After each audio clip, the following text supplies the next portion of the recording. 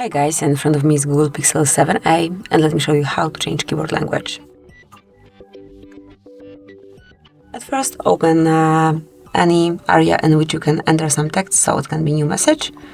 This is what I would like to do, and just start some chat to have access to your keyboard. So this is our current keyboard. If you wish to change the current language, tap on settings icon, go to languages, add keyboard and select the one that you wish to apply. Tap on done, and now you can remove some language that you don't want to have anymore, so we can remove English, for example. And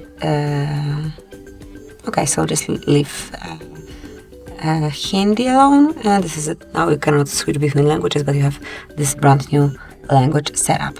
If you wish to use both and you will not unmark the previous language, you will be able to switch between languages by tapping on a word icon, which will appear over here.